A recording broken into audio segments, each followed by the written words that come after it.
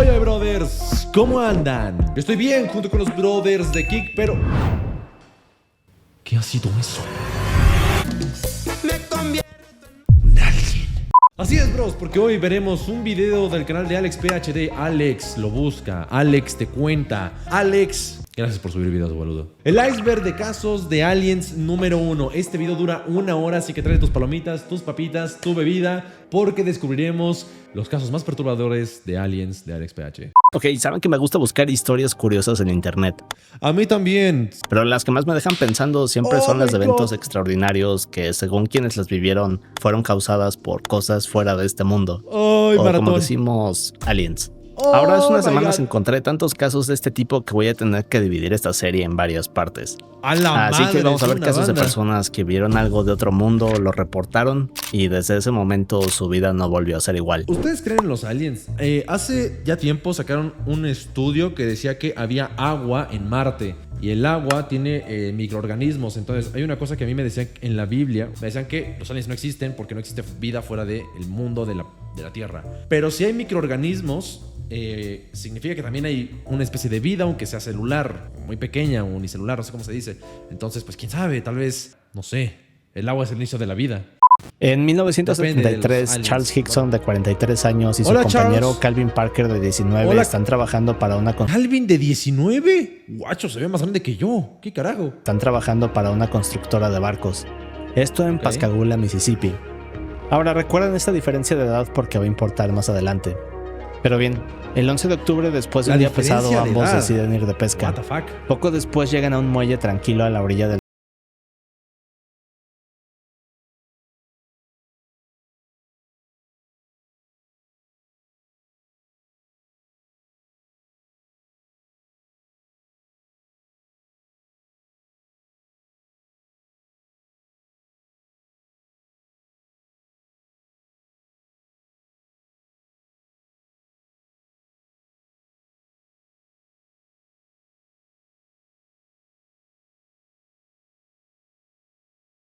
con forma de disco. Es de unos 12 metros de largo y unos 3 No sé por qué muchas personas que tienen como este estereotipo de la nave redonda, como UFO, típico estadounidense. Yo muchas veces cuando cuentan sobre aliens y dicen que todos tenían la misma forma de nave de disco, como que yo no creo tanto. Digo, a ver, son aliens. Nosotros hicimos un avión con forma de un palo con alas así y partes de atrás y 2 turbinas. No creo que una cosa que dé vueltas así se pueda suspender en el aire sea tan común. Entonces, si ven uno, el hecho de que todos digan que no, si es común, algo circular y una capsulita arriba, como que es el estereotipo que lleva a pensar, se está sugestionando, guacho. No creo que haya visto nada. metros de alto. Al menos eso es lo que El pienso objeto yo, pasa ¿no? encima de ellos y queda flotando sobre el agua, haciendo un ¡A la zumbido verga! aún más fuerte. Qué miedo la Charles y tumba, Calvin no guacho. pueden creer lo que ven. Están tan confundidos que no pueden hablar. Pero de pronto sucede algo. La nave baja y de ella salen Qué 3 criaturas. miedo, boludo. Estas tampoco caminan, más bien siguen flotando. Están suspendidas sobre el suelo. Son como de 1,5 metros de altura. Su piel es pálida y arrugada. Guacho. No tienen cuello. Sus cabezas se conectan directamente a sus hombros. Y en lugar de Sus nariz y cabezas se orejas conectan a tienen los unos hombros. bultos picudos. Sus ojos también son grandes, redondos y parecen no tener nada de vida dentro. Y en lugar de manos tienen garras como las de un cangrejo. Ahora No. las criaturas se acercan al muelle y mientras lo hacen Bien emiten el pedo. mismo zumbido.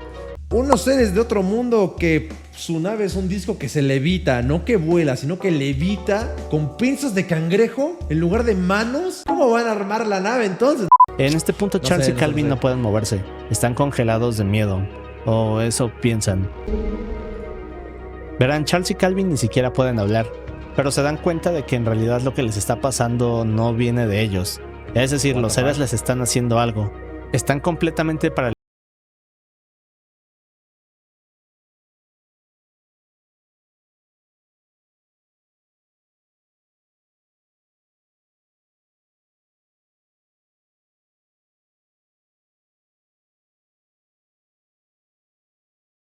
Cuerpo mientras él ve todo desde afuera.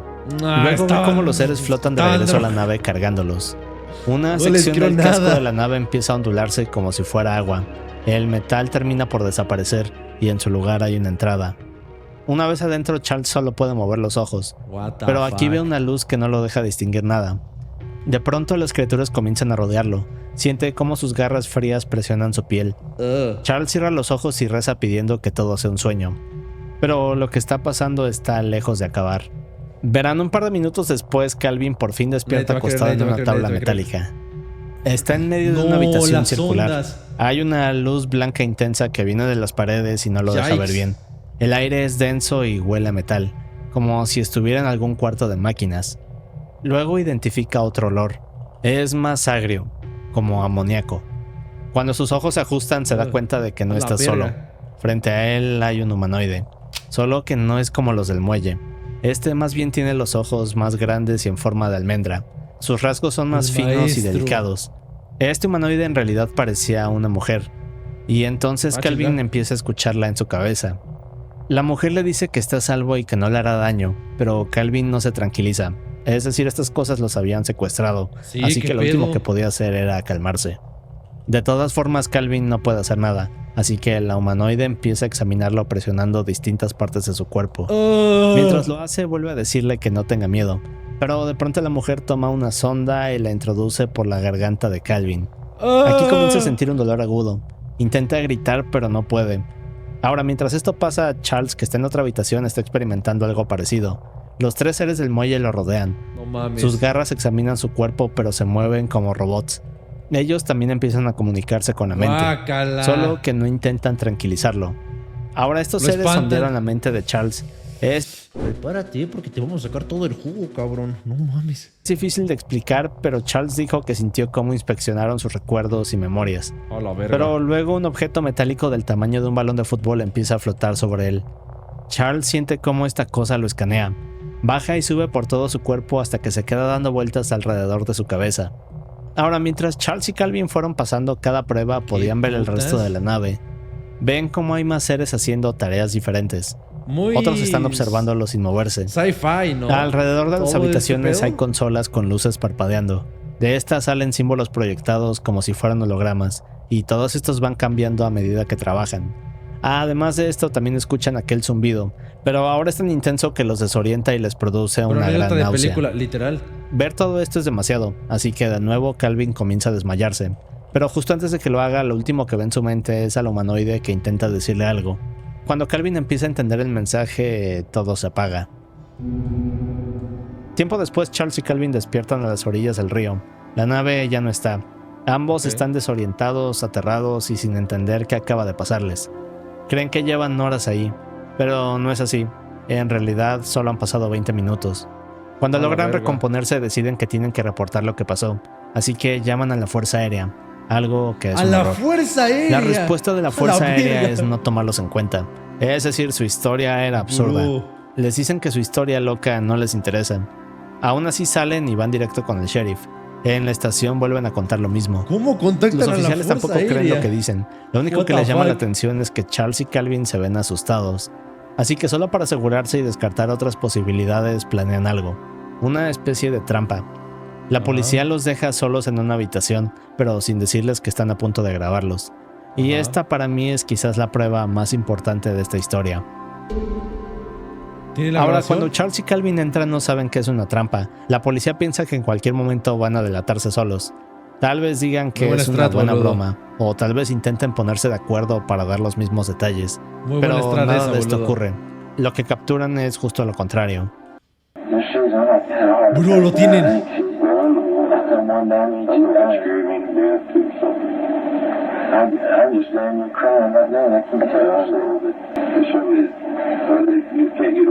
Creo que sí fumaron queque. Yo creo que también consumieron queque.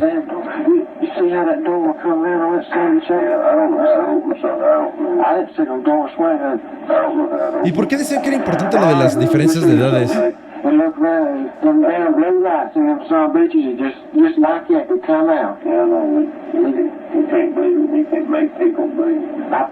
Era Kike vencido, yo creo que sí, ¿eh?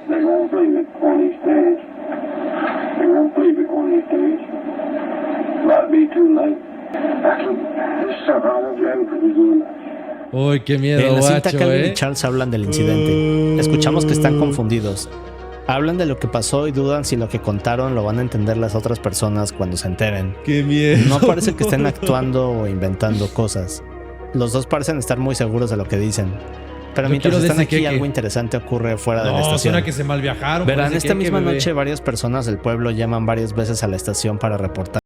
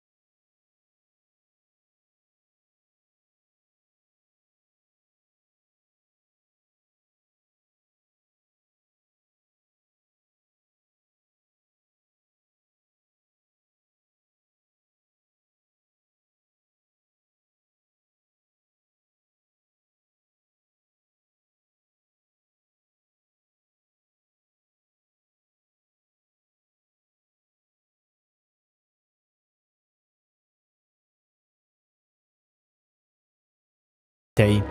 Solo era el testimonio de 2 personas, pero aquí hay algo más. Verán, sabemos que hay una experiencia que ocurre justo en el momento entre estar despierto y quedarse dormido. Algo que se siente completamente real, donde puedes ver figuras, escuchar voces o sentir una presencia. Algo a lo que conocemos como alucinación hipnagógica. Hermano, qué miedo. Alucinación hipnagógica. ¿Qué mierda es esto? Hipnagógica. Y curiosamente las cosas que describían Charles y Calvin se parecen mucho a otra cosa. La parálisis del sueño. Sí era. Ahora la explicación dice que cuando tu cerebro se prepara para dormir, apaga tus funciones motoras para que no actúes lo que estás soñando. En otras palabras, quedas paralizado. Ahora, cuando esto pasa, casi siempre estamos inconscientes. Pero si alguna vez han sufrido de esto, saben que las veces que llegas a despertarte en medio de este proceso se siente horrible. No puedes moverte, escuchas sonidos o incluso hay personas que llegan a alucinar entidades que los observan o que incluso los tocan. Es un dato que me parece perturbador. Pero bien, muchos de los relatos de abducción coinciden con este tipo de experiencias. Bien, todas estas cosas se acercan demasiado a lo que Charles y Calvin contaron, pero hay algo en su historia que ninguna explicación científica cubre. Verán, cuando Charles y Calvin fueron con la policía por primera vez, Calvin dijo que había estado dormido durante gran parte del incidente. Sus recuerdos regresaron después. Otro detalle es que el día del incidente también fue el primer día de trabajo de Calvin. Así que algunos dicen que al ser un chico de 19 años pudo ser influenciado fácilmente por una figura de autoridad. En este caso Charles, que era su jefe y un adulto. Pero por otra parte también tenemos otras evidencias. Por ejemplo, Calvin fue hospitalizado varias veces semanas después del incidente por todo el estrés de esta experiencia. De hecho, volvió a hacerlo varias veces en los siguientes años. Así que claramente estaba mostrando signos de estrés postraumático años después de haber vivido este evento. Otro detalle es que ambos habían estado bebiendo esa noche. Pero lo más interesante es que la historia de Charles fue creciendo más con los años. Tanto que terminó publicando un libro dando más detalles que jamás mencionó en los primeros reportes. En el caso de Calvin se mantuvo alejado casi 20 años, pero al final también publicó su propio libro. Ahora, la historia de Charles estaba lejos de acabar, y con los años le ocurrieron más incidentes. De acuerdo con Charles, había intentado vivir una vida tranquila, pero en 1974, apenas unos meses después de todo, mencionó que una entidad lo visitó en su propia casa. Esta entidad era una mujer alta, de piel pálida y con los ojos grandes en forma de almendra. Una mujer que era parecida a la de la nave. Esta mujer le dio todo tipo de advertencias y mensajes. Luego en 1983, Charles asegura que le implantaron algo, un dispositivo para rastrearlo y monitorear su salud. Así que con cada historia... ¿Qué le está sonando esto, boludo? A ver, yo no creo que haya sido manipulación por parte del sujeto adulto al sujeto más enano, pero se me hace raro las incoherencias. No sé si fue seducido, como decir esto. ¿Se acuerdan como los líderes de los cultos, como que te lavan el cerebro para que tú creas algo? No sé si el sujeto más grande hizo que le lavara el cerebro al chico para que dijera todo eso y el chico por el estrés se fue. No hicieron en ningún momento pruebas de narcóticos, de que si estaban... "Oh, hermano, esta puerta se ve increíble". Y era una piedra que reflejaba la luna y se veía brillante. No tengo ni idea, boludo. Charles se hizo más conocido dentro de la comunidad de creyentes, pero también más cuestionado. Y aquí se formaron dos grupos.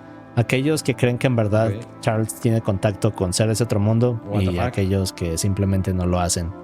Al final el caso terminó volviéndose más confuso, y es difícil saber qué vieron Charles y Calvin esa noche en el río. Pero tenemos la grabación, los 50 testigos y las pruebas de polígrafo que ambos pasaron varias veces durante diferentes años. Quizás nunca sepamos qué fue real y qué no. Ahora, para mí el relato de lo que les pasó no es lo que me llama tanto la atención, sino lo que pasa después. Es decir, Calvin tuvo una experiencia que lo rompió y pasó 20 años intentando evitar hablar de ella. Charles tuvo la misma experiencia, pero en vez de alejarse siguió viviendo cosas parecidas. Así que creo que definitivamente experimentaron algo que los marcó para siempre, pero jamás sabremos la verdad. La noche del 23 de noviembre de 1900... Creo que hubiera sido algo de narcóticos, como algún mal viaje que se dieron inducido y que tenían como en común. No siento que sea todo como para creerle a alguien. 50 testigos, supongo que es de las personas a las que les compartió datos. Suena a que comieron alucinógenos, no sé, boludo, pero... 1953, el piloto Felix Monk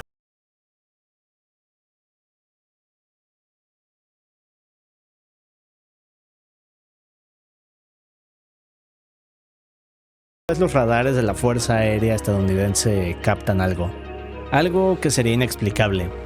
Verán, este incidente se convirtió en un misterio que hasta hoy nadie puede explicar. Ahora, 30 minutos antes de esto, los radares del Comando de Defensa Aérea de Salt Marine, Michigan, detectaron un objeto volando sobre una zona restringida. Poco después, la base de Kinross, que era la más cercana, manda un jet para interceptarlo. En él van el teniente Felix Moncla con 811 horas de vuelo y el teniente Robert Wilson, operador de radar. Solo que inmediatamente comienzan los problemas. Verán, Wilson no logra fijar el objeto. Cada vez que lo tiene y se acerca a él, el objeto cambia de rumbo a gran velocidad. Era tan difícil seguirlo que el control de tierra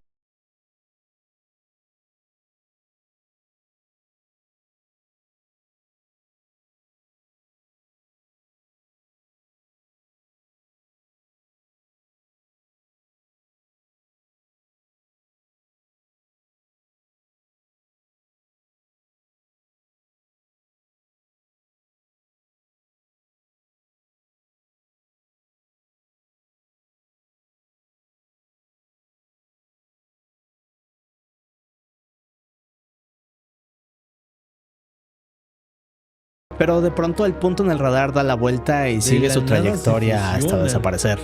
Pero aquí es donde las cosas se ponen interesantes. En la búsqueda, las naves y botes revisan el lago intentando recrear la ruta del Scorpion. Pasan unas horas pero no logran encontrar restos. Tampoco hay pistas o cuerpos. Y debido al mal clima, la búsqueda se suspende. Ahora, lo curioso aquí es que no era la primera vez que pasaba algo así. Apenas un par de años atrás, el piloto Thomas Mantell falleció tras perseguir un objeto no identificado. Fue un incidente similar. Pero luego de la búsqueda en el lago, el gobierno lanza un comunicado. Y aquí empieza lo extraño. Verán, en este comunicado admitían que el Scorpion había seguido aquel objeto desconocido, hasta que ambos se fusionaron en el radar. También admitieron no saber qué era este objeto. Ahora, si lo pensamos, lo que dice este comunicado es increíble para ese año. Y por eso mismo lo que hicieron después hace a este caso aún más extraño. Verán, días después la Fuerza Aérea cambia la versión. Ahora dicen que el objeto no es ningún misterio, que es un avión militar canadiense que se salió de su ruta y que pasó accidentalmente por esta zona restringida del lago. Luego dijeron que Félix intentó volar de regreso a la base, pero que en el camino tuvo vértigo, lo que lo hizo perder la orientación y terminó cayendo en el lago. Por un momento la aclaración tenía sentido. Excepto que cuando Canadá escuchó esto, revisaron sus registros de vuelo y dijeron que nada de esto era verdad. De hecho, negaron que sus aviones estuvieran ahí aquella noche. No hubo vuelos registrados en el lago. Yo creo que sí se dieron cuenta. Pero entonces, ¿qué encontraron Félix y Robert esa noche? Porque el pánico entre el caso de Félix y Robert estaba lleno de mentiras.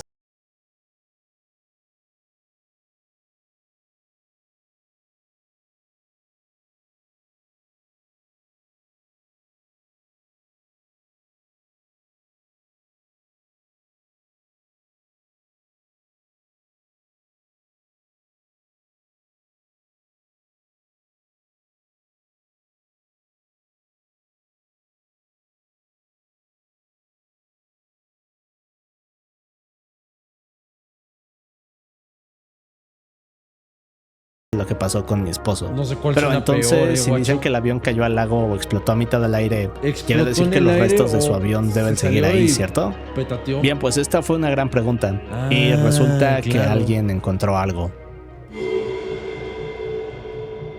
Verán, 15 años después, en 1968, 2 buscadores de minerales reportan que hay partes de un avión en la orilla del lago Superior. Okay. Un mayor de la Fuerza Aérea revisa las piezas y confirma que al menos una de ellas pertenece a un jet militar.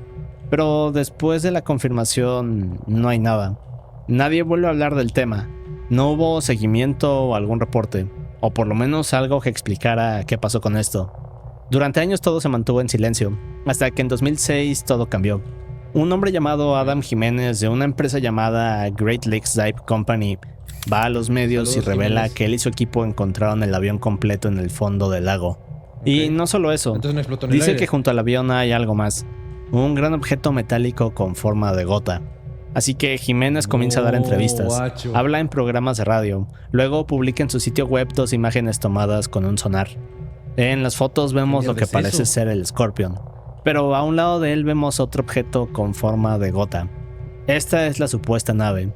Así que por fin el misterio de Kinross se resolvía, ¿cierto? Bueno, algo cambió. Verán, luego de las pistas de Adam, varios periodistas comenzaron a investigar, pero no encontraron nada. Es más, se dieron cuenta que la empresa de Adam no tenía historial. En el mundo del buceo nadie había escuchado de su compañía. El único contacto con Adam era un correo y un celular. Pero cuando buscaron su nombre en bases de datos, no existía. Todo sobre su identidad era falso. Y 3 semanas después de dar la noticia, su sitio web, sus datos de contacto y la empresa simplemente desaparecieron. Pero luego encontraron un detalle que no tenía sentido. Bien, cuando todos daban por hecho que las imágenes de Adam Jiménez eran falsas, un experto en naufragios dijo algo que nadie esperaba. Aseguró que las imágenes del sonar eran auténticas. No parecían inventadas ni editadas. Eran reales, o eso decía él. Así que muchos pensaron que las imágenes eran quizás de otra ubicación, y por eso eran reales. El problema es que jamás encontró esta ubicación. El gobierno nunca volvió a buscar en el lago. Nunca cerraron el caso con una explicación lógica. Durante años la gente armó sus propias teorías. Yo creo que tenían la data. Por ejemplo, algunos dicen que no Felix y Robert fueron para capturados por una nave desconocida. Otros dicen que chocaron contra una nave experimental que probaba el gobierno en secreto. Pero al día de hoy no hay más pruebas. Ahora, para mí la parte curiosa es que los reportes cambiaron de versión varias veces. Es decir, Canadá ayudó a desmentirlos, pero al final nos vamos con la imagen del sonar, cuya ubicación tampoco se ha podido encontrar. En el caso de Bobby Jean Coleman, murió sin saber qué le pasó a su esposo. Y cuando vemos el caso de Kinross comparado con otros de la misma época, como el de Thomas Mantell, se repite lo mismo. Pilotos que persiguen algo desconocido, pero desaparecen o terminan en algo sin explicación. Y eso es lo que me hace pensar. Es decir, si algunas de estas teorías fueran ciertas, quizás el gobierno no necesitaría esconder la verdad. Solo hacer que sea imposible encontrarla. Y todo esto empezando por la única pregunta que nunca respondieron. ¿Qué fue aquel objeto registrado en el radar esa noche? Verán la opinión de esta historia, bros. Yo creo que simplemente fue... A ver, no me ha sentido que haya sido una nave del gobierno, porque el propio gobierno que estaba en la radio dijo: torre de control, se unieron los objetos. Entonces yo creo que fue más un accidente en la que la cagaron por incompetencia, pueden decir. O yo creo que hay 2 teorías. Uno, encontraron algo y cambiaron la historia para quedarse la información. O número 2, cambiaron la historia para no parecer tan incompetentes ellos, porque si una persona ripea, ya ripea esa persona. Pero otra cosa es que esa persona ripee por fallos del sistema de aviación, o por fallos de una marca o una empresa, una mierda así. Y al dar mal la imagen, eso creo que puede ser mucho más perjudicial. Así que son las 2 teorías que yo tengo. Me decanto más por la segunda. Land, un pueblo de Texas. Pedro Saucedo y Joe Salas van manejando su camioneta a unos 6 kilómetros al oeste del pueblo. El camino es oscuro, pero de pronto ven algo a lo lejos. Una luz pequeña azul al fondo del camino. Al principio creen que se trata de otro auto, pero a medida que se acercan el destello se hace más y más grande. Cuando están a unos metros de él, el auto se apaga y se quedan parados. Segundos después escuchan un gran ruido. Ataque de el destello sigue acercándose, y de pronto ambos ven cómo toma la forma de un misil que emite un gran resplandor. Pedro empieza a sentir un calor intenso, así que abre la puerta del auto y se avienta al piso. Luego le grita a Joe que haga lo mismo. Ahora Joe no puede hacerlo, está sentado congelado del miedo. De pronto ven cómo el objeto pasa encima de ellos haciendo un sonido como de trueno. La camioneta empieza a sacudirse y todo se ilumina, pero de pronto el objeto simplemente desaparece. En cuanto lo hace, el motor del auto se enciende. Los dos continúan por la carretera y más tarde a las 10 p.m. llaman a la estación de policía de Lapland. El oficial AJ Fowler es quien toma la llamada y escucha la historia, pero cuando lo hace inmediatamente piensa que se trata de una broma, así que no le da importancia. Solo que una hora después pasa algo. Verán, luego esa pinche frase, pero no le dio importancia, bro. De escuchar la historia, el oficial Fowler recibe un par de llamadas más. La primera es una hora después de un hombre llamado Jim Wheeler. El oficial Fowler contesta. Jim reporta que unos minutos antes iba manejando cuando de pronto su auto se apagó frente a un objeto de 60 metros de largo y que emitía un gran resplandor. El objeto estaba atravesado en el camino bloqueando el paso. Mames, no puede ser una... Esto fue a 6 kilómetros del este de Lapland.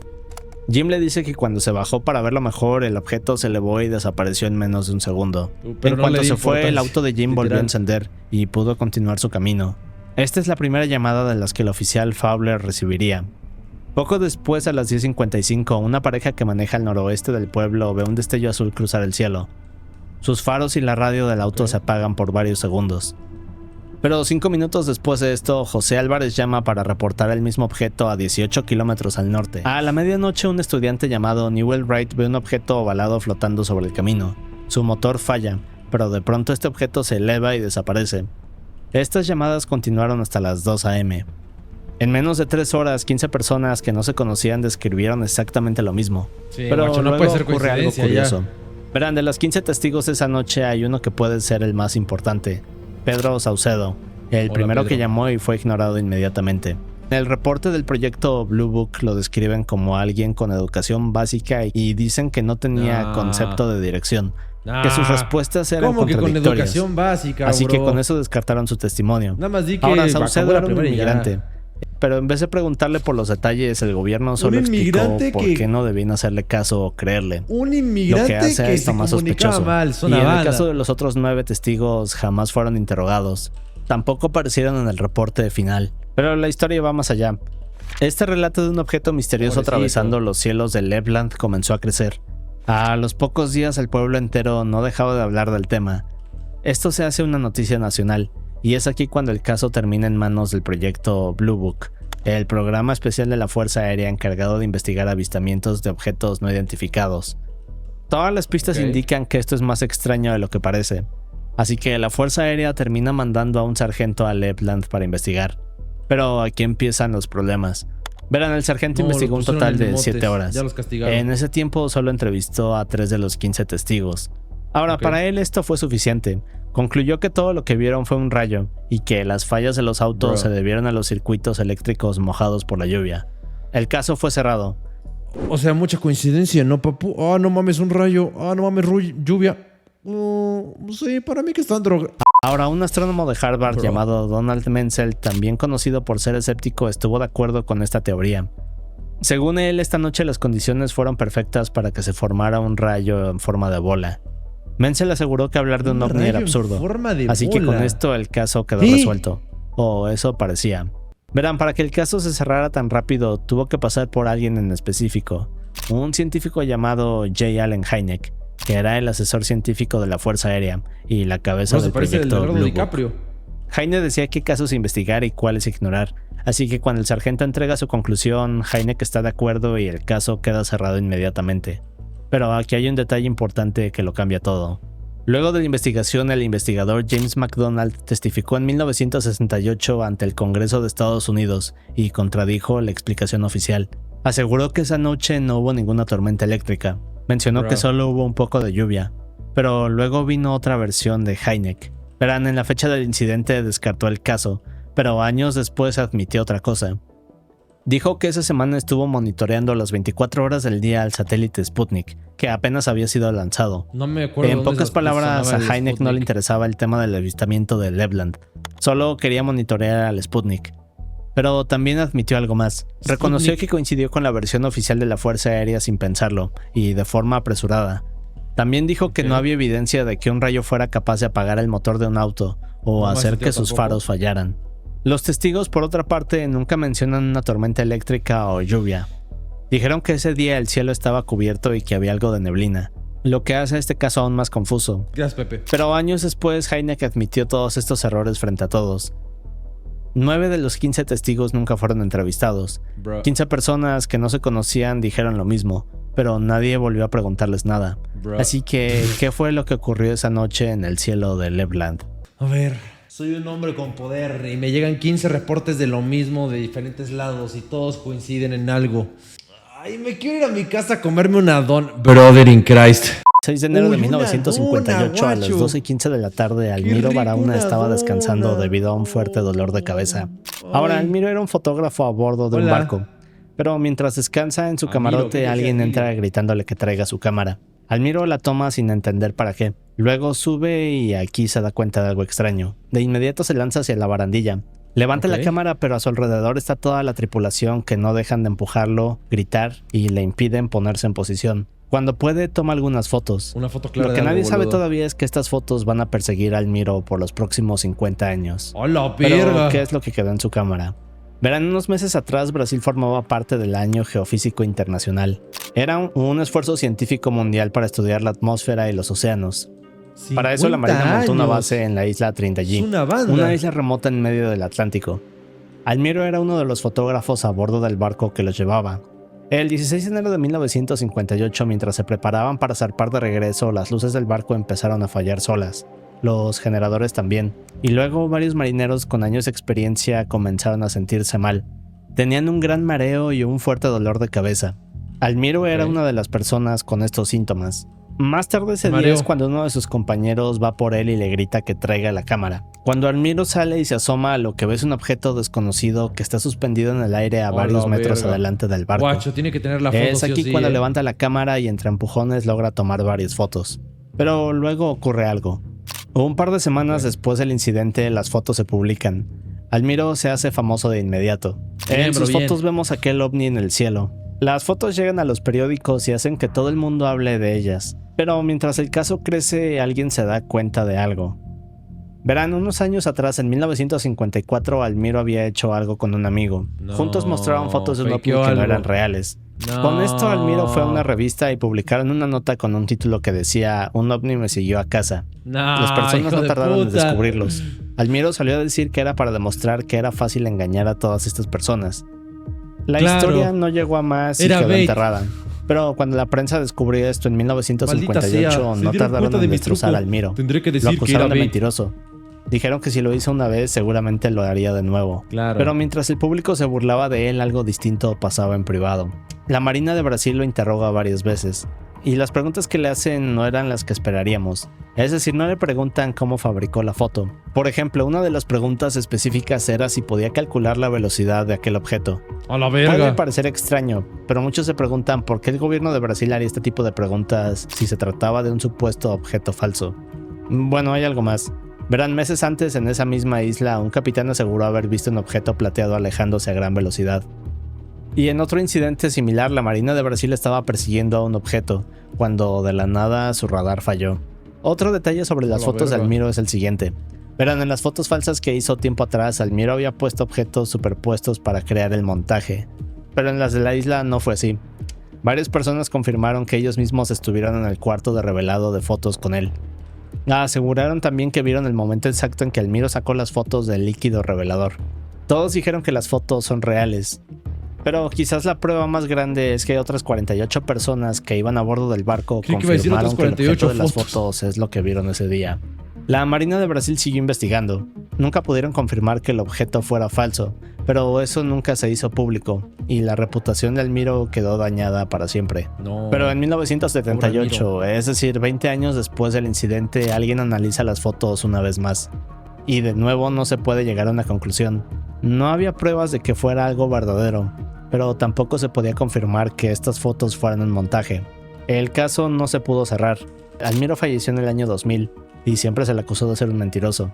Ahora, en 2010, una supuesta amiga de Almiro aparece en un programa de televisión brasileño. Aquí dice que antes de fallecer, Almiro le confesó que todo fue un fraude. El debate aquí es ¿por qué esperar 10 años para contar esto? Y además es algo que no se puede confirmar. Ahora, curiosamente, en otros países también empezaron a desclasificarse fotografías militares con objetos muy parecidos al de Almiro. Hasta la fecha estas fotos son un misterio.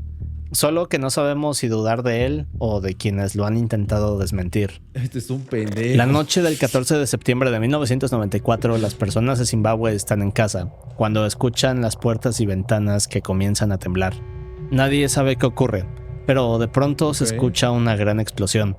Todos salen corriendo. En las calles se preguntan qué acaba de pasar. Solo que no ven nada, únicamente silencio. Luego de unos minutos todos se meten a sus casas, pero una mujer llamada Cynthia Hind sube a su auto y conduce por la capital buscando el origen de aquel sonido. ¡Qué huevos! Como no logra encontrar nada, regresa a casa, pero en cuanto llega a su teléfono no para de sonar. En las llamadas muchas personas dan reportes de algo desconocido. Luego, al encender las noticias, dan dos explicaciones. La primera, que fue una lluvia de meteoritos, y la otra, que fue un satélite ruso que se desintegró al entrar a la atmósfera. De hecho, más tarde se recuperaron piezas de este satélite en una ciudad cercana, pero al mismo tiempo sale otra historia. Ahora, varios testigos cerca del lago Kariba revelan que vieron luces en el cielo. Estas se movían en fila y con patrones que desafiaban a la física. Ni los meteoritos ni un satélite pudieron hacer esto, así que Cynthia empieza a armar las piezas. Algo parece no encajar de todo, y días después ocurre otro incidente que podría confirmar lo que pasó. Ahora, el 16 de septiembre fue un día soleado. A las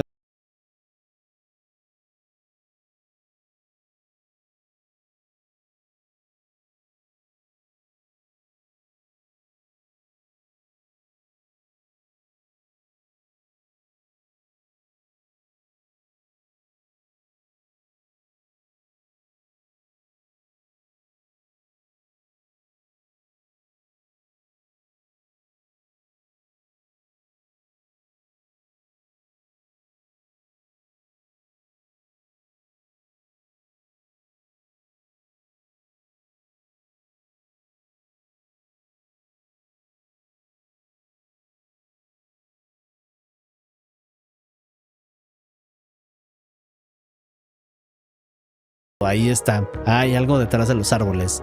Poco a poco se juntan y se dan valor entre todos. Luego caminan al objeto, pero... A mí lo que me da miedo de los sonidos que no sé de dónde vienen es no solamente la cosa que los produce, sino desde qué tan cerca los produce. Porque una cosa es escuchar un ruido aquí así, al lado, y otra cosa es escuchar un ruido pero desde lejos. Y dices, bueno, si fue fuera de mi casa, digo, bueno, mínimo aquí me siento seguro. Pero escucharlo al lado de mi cuarto, ay, mamacita. O algo los detiene. Verán, frente a la nave hay dos figuras que no son humanas. Los niños de la escuela Ariel estaban viendo seres que no eran muy altos. Medían poco más de 1 metro. Vestían trajes oscuros y ajustados. Sus cabezas eran grandes. No tenían orejas ni nariz y sus bocas eran pequeñas. ¿Verdad? Sus ojos eran enormes y negros. No, ni en pedo. Bien, estos seres caminan alrededor de la nave como si revisaran algún daño. No parecen ver a los niños por un momento, hasta que uno de los más pequeños empieza a gritar. Cuando uno de estos seres se da cuenta, se detiene y mira directo al grupo de niños. Los mayores cuentan que no se podían mover. Liesl, que era una niña de 12 años, dice que sintió algo diferente, como si el aire se volviera pesado, y como si el tiempo de repente dejara de avanzar normal. De pronto varias imágenes comenzaron a cruzar por su mente, como si alguien más las estuviera poniendo ahí. Otra niña que la tomó de la mano en ese momento dice que vio lo mismo, pero nadie escuchaba una palabra. Lo único que dijeron es que todos entendieron el mensaje. Verán, este mensaje hablaba de un evento catastrófico, pero entonces sonó la campana del recreo. Los seres voltearon hacia la escuela. Los niños salieron de este trance y regresaron corriendo. Cuando los ¿Me estás diciendo que en un recreo los putos niños se encontraron con aliens y dijeron, no chicos, ya es hora de volver a clases, y se regresaron? Fue pirulín. Claro que sí, bro, cómo no. Su junta salieron al patio y vieron un caos. Los niños estaban contándole a otros lo que habían visto bien y todos gritaban asustados. Bien pedo. Solo que era muy tarde y ya no había nada ahí. No, ni en pedo. Al ver esto, el director Colin Mackey les pide a los niños que dibujen lo que vieron y que escriben todo lo que recuerden. Pero cuando entregan sus dibujos, todos muestran lo mismo. Verga, oye, qué bien dibujan los pibes, ¿no?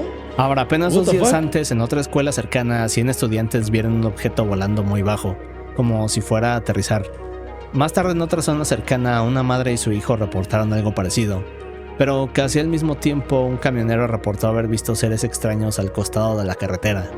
Estas coincidencias hacen que el caso llame la atención de la gente, y Cynthia Hind fue una de las personas que investigó este fenómeno. Ahora, Cynthia era la coordinadora de África de MUFON, una organización dedicada a investigar avistamientos, pero el trabajo de MUFON no era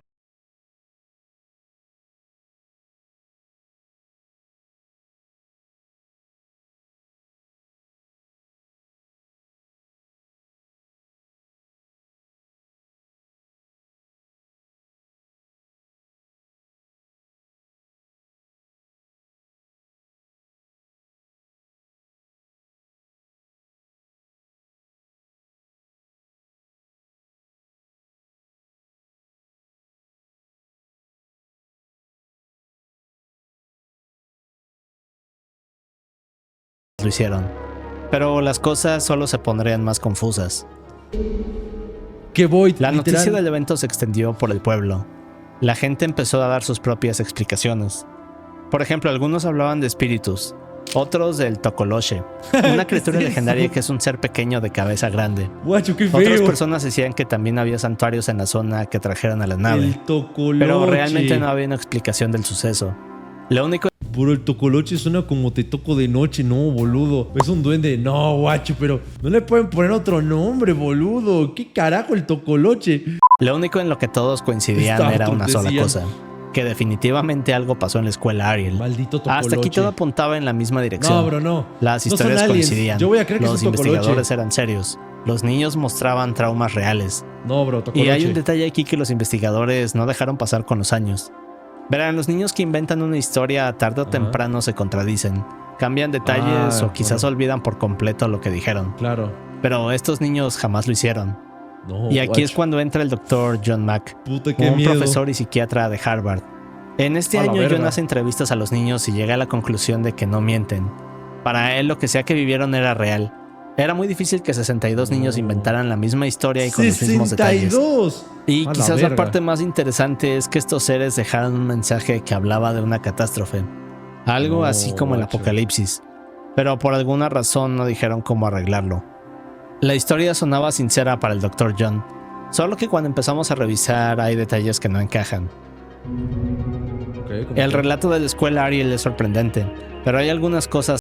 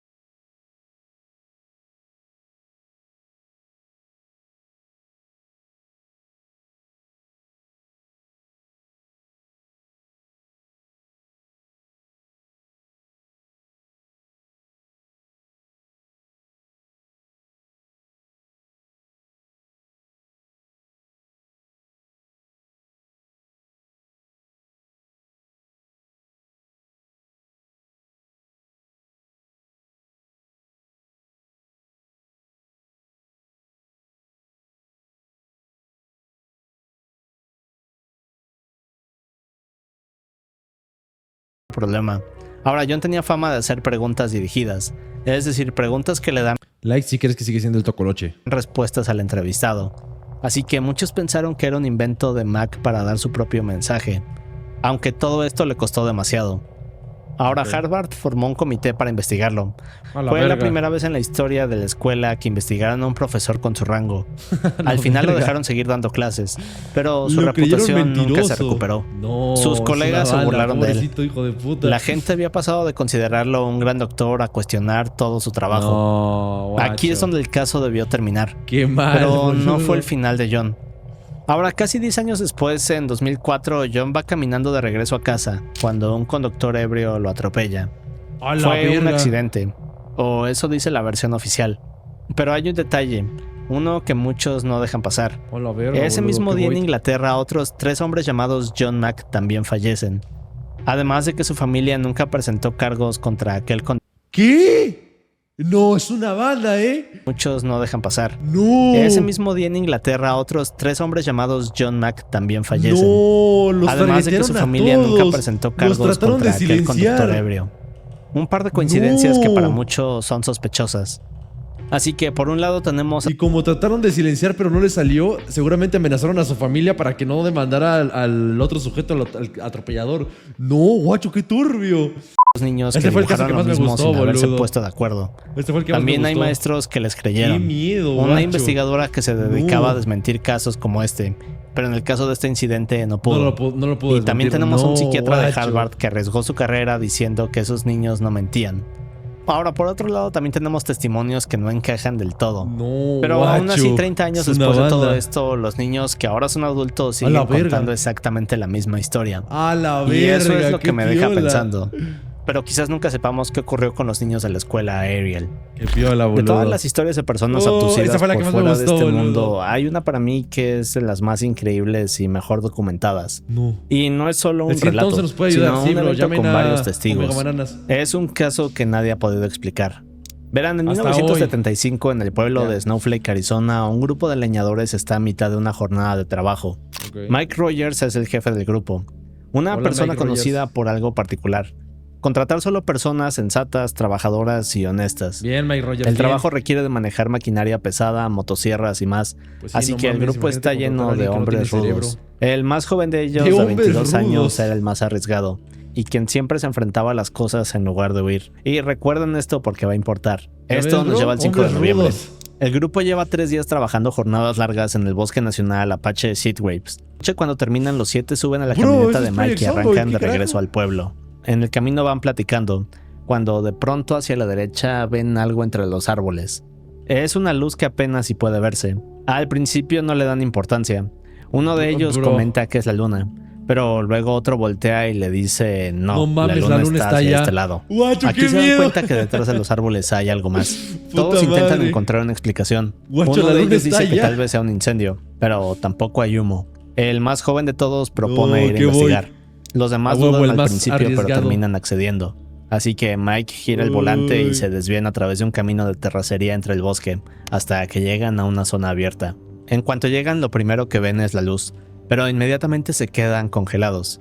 Verán, frente a ellos, suspendido en el aire, estaba un objeto a unos 20 metros del suelo. Tenía forma de Uy. disco. El objeto no giraba, Que voy. tampoco se movía. Es que esto, algo que levita es una banda. Solo estaba flotando en el aire como si no hubiera gravedad. Debajo de él pueden ver unos paneles que emiten un gran brillo. Ahora, cuando los 7 están frente al objeto, el más joven se baja de la camioneta y camina hacia la nave.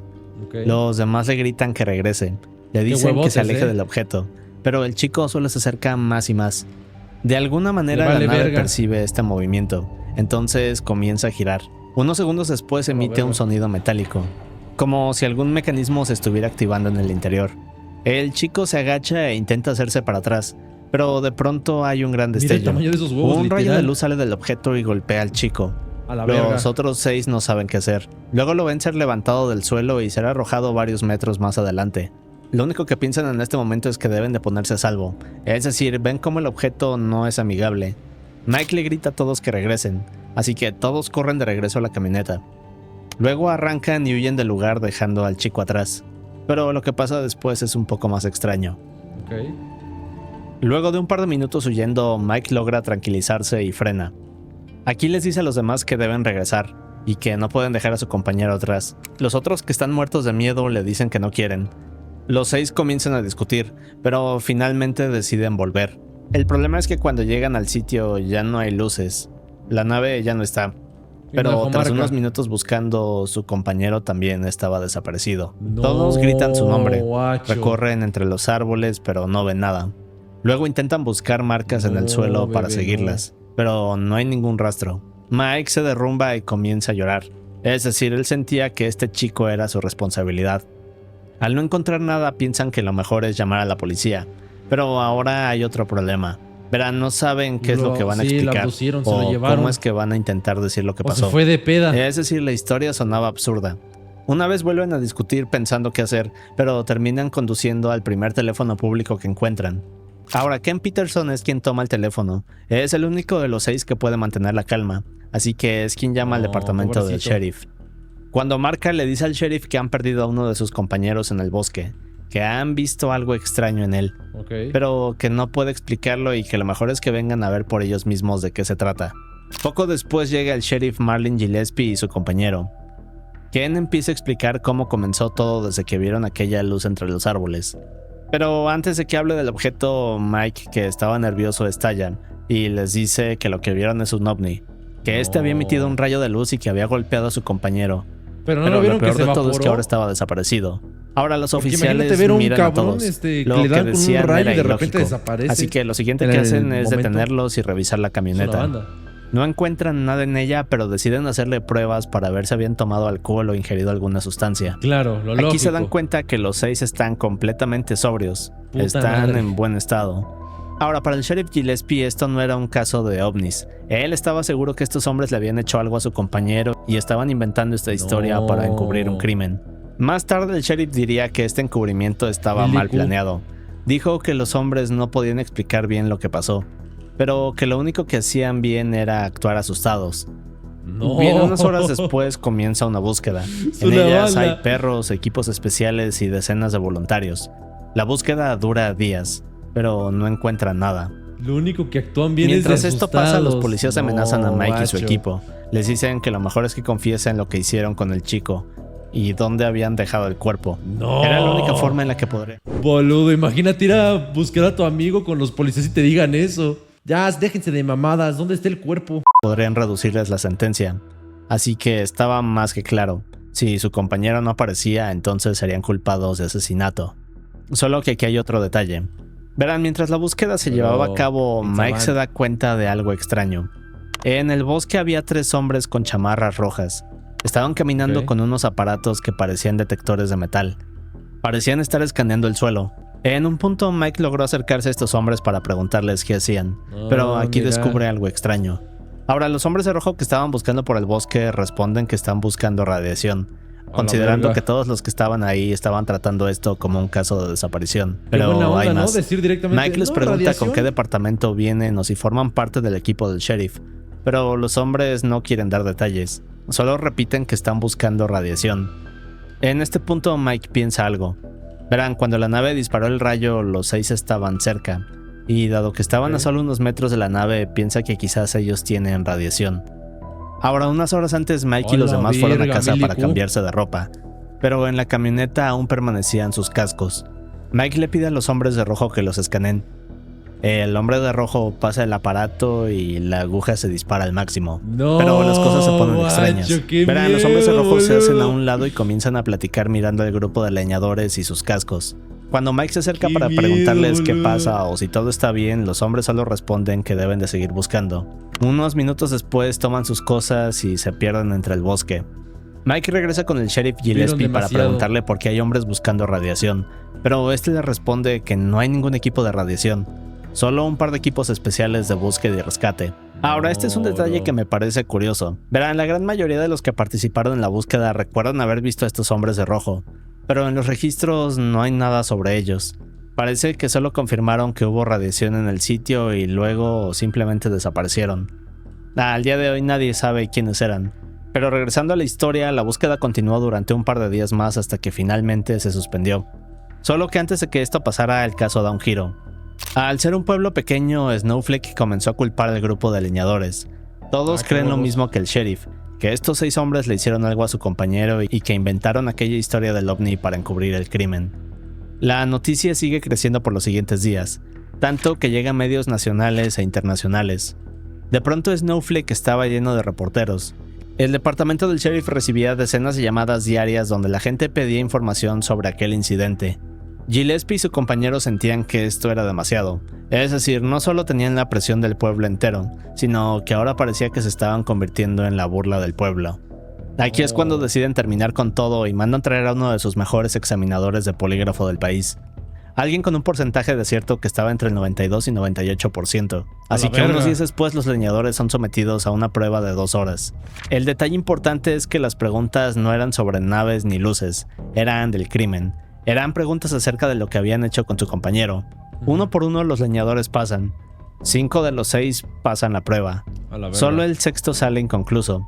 Pero no significa que estuviera mintiendo, sino que la prueba simplemente no salió bien. De hecho, tiempo después lo volvieron a examinar con las mismas preguntas y pasó la prueba. Luego de todo esto, el examinador le dice a Gillespie que si esto fuera un montaje, sería casi imposible que 5 personas pasaran un examen sin equivocarse. Claro. En otras palabras, estaban diciendo la verdad. Y con eso la pregunta cambia. Todos en el pueblo ahora se preguntaban si no fueron ellos, entonces, ¿qué pasó? Todo indicaba que el caso quedaría sin resolver. Pero 5 días después de la desaparición sucede algo. El chico regresa. Ahora, de acuerdo con su historia, despertó tirado en una carretera. ¿No? Era de noche, estaba lloviendo y no reconoció el lugar. Lo primero que vio fue un gran resplandor sobre él. Cuando volteó hacia arriba, lo que pudo ver fue la parte inferior de una nave. Era la misma de la noche del incidente. La nave pobres leñadores, nos deben una disculpa, hijos de puta. La nave se elevó y desapareció en el cielo. Cuando intentó levantarse le costó mucho. Estaba débil y deshidratado. Como pudo se puso de pie y caminó hasta que encontró una parada donde había teléfonos públicos. En sus bolsillos llevaba un par de monedas, así que inmediatamente le marcó a su hermano. Cuando su hermano contestó no pudo creerlo. El chico solo repetía una y otra vez: soy yo. Me trajeron de vuelta. Poco después su hermano llega con él y le pregunta dónde ha estado. Le dice que llevan 5 días buscándolo. Pero el chico no puede creerlo. Para él solo habían pasado un par de horas. Lo último que recordaba era estar con sus compañeros. No entiende qué es lo que está pasando y por qué no puede recordarlo. En este punto su hermano decide que lo mejor por ahora es dejar que se tranquilice y lo lleva a un hospital en vez de llevarlo con la policía. Así que maneja a un hospital en Phoenix y le dice al doctor que por favor no diga nada. El doctor acepta y luego comienzan a revisarlo. El chico estaba desnutrido, pero no había nada que indicara por qué se veía tan enfermo. Lo único extraño era una marca en su brazo, como si alguien le hubiera puesto una aguja recientemente. Lo primero que pensó el doctor es que el chico había consumido alguna sustancia, pero las pruebas confirmaron que no fue así. Y luego ocurrió algo más. Verán, cuando el chico regresa, su casa está llena de reporteros. Hay camiones de noticias afuera. Todos querían saber qué pasó. El National Enquirer les hace una oferta. Le dicen a la familia que si el chico acepta tener una entrevista exclusiva con ellos, entonces pagarán unos estudios especiales, además de llevarlos a un lugar privado para no ser molestados. Querían llegar al fondo de esto, así que la familia termina aceptando. Pero mientras están hablando de esto, el chico empieza a recordar. Recordó cómo se bajó de la camioneta, el momento en el que caminó hacia la nave y cómo sus compañeros le gritaban que regresara. Pero lo que pasa después es inquietante. El chico dijo que justo cuando iba a dar la vuelta la nave empezó a moverse. Luego hizo aquel sonido mecánico y antes de que pudiera echarse a correr el rayo lo golpeó. Cuando despertó vio a varios doctores vestidos con batas blancas y máscaras. Estos llevaban la cara cubierta. Luego vio una luz naranja a su alrededor. Recordó pensar que lo que sea que pasó con la nave debió lastimarlo y que tal vez sus compañeros lo habían recogido para traerlo a un hospital. No mames. Pero entonces su vista comenzó a aclararse. Ahora, cuando mira hacia abajo, ve una caja rectangular apoyada sobre él. No parecía equipo médico. Era un tipo de dispositivo desconocido. Luego levantó la vista hacia la persona que estaba trabajando con esta máquina. Esa misma persona volteó a verlo y se inclinó hacia él. Cuando por fin lo tuvo centímetros de su cara, entendió todo. No estaba... Le vamos a quitar los riñones. Estaba en un hospital. Frente a él más bien estaba una figura grisácea y delgada. ¡Qué miedo, medía poco más de 1 metro. Su cabeza era estrecha alto y sus ojos eran como rendijas. El chico entró en pánico, empujó todo lo que tenía encima, se arrancó los cables que tenía conectados y luego cayó de la mesa donde estaba. Cuando se levantó se dio cuenta que estaba en un cuarto pequeño rodeado de otros 3 de estos humanoides. Los 3 lo miraron fijamente. El chico intentó defenderse y les gritó que se alejaran, pero estas cosas no reaccionaban. Solo comenzaron a acercarse a él despacio. Parecían estar observando su comportamiento. Pero cuando estaban a unos centímetros de él, los 3 humanoides se dieron la vuelta y salieron del cuarto. El chico estuvo solo un rato, pero no sabía qué hacer. Es decir, no podía escapar. Cuando logra calmarse, sale y ve un pasillo. Camina por él hasta llegar al fondo. Este lo lleva a otra habitación pequeña. Adentro solo había una silla. El chico se acerca a esta silla y se asoma para ver si hay alguien más, pero el cuarto estaba vacío. Ahora, cuando caminó hacia la silla se dio cuenta que había varios botones en ella. No estoy 007 Intentó por apretar esos todos, 50 pero kicks. no pasó nada. Mientras lo hacía, un hombre llegó y se paró en la entrada de la habitación. Llevaba puesto un traje como de astronauta. El chico sintió alivio. Pensó que estaba a salvo con una persona normal. Corrió hacia él para suplicarle que lo ayudara. No mames, Le qué preguntó miedo, dónde guacho. estaban y qué era este lugar. Pero al momento de hacerle todas estas preguntas se dio cuenta de otra cosa. Los ojos de este hombre estaban mal. De hecho, este hombre ni siquiera lo estaba mirando. Sus ojos más bien eran distantes, estaban desenfocados, como si estuviera en una especie de trance. Digamos que era como si habláramos con alguien que está viendo hacia otro lado. Ahora el hombre lo tomó del brazo y empezó a llevarlo de regreso por el pasillo, hasta que llegaron a otra puerta. Y cuando la abrió, el chico vio un hangar enorme. Adentro había Guacho, qué demasiadas miedo, naves. Eran tantas que no se podían contar, todas idénticas a la que vieron en el bosque aquella noche. Todas estaban flotando suspendidas en el aire. Mientras caminaban entre ellas, el chico preguntó qué era este. Qué miedo esta experiencia, boludo. Agradecido de no tener parálisis de sueño, porque a pesar de que no haya sido eso, me da miedo que me dé un mal viajazo así, boludo. Y para qué eran estas naves, o si estaban en algún tipo de instalación militar. Pero el hombre no respondía. Cruzaron todo el hangar hasta el otro extremo. Abrieron otra puerta y entraron a un cuarto blanco muy iluminado. Ahí había 3 personas más. Llevaban también estos trajes espaciales y parecían ser humanos.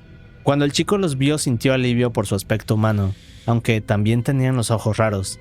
El chico pensó que estaban ahí para rescatarlo, pero en realidad era por otro motivo.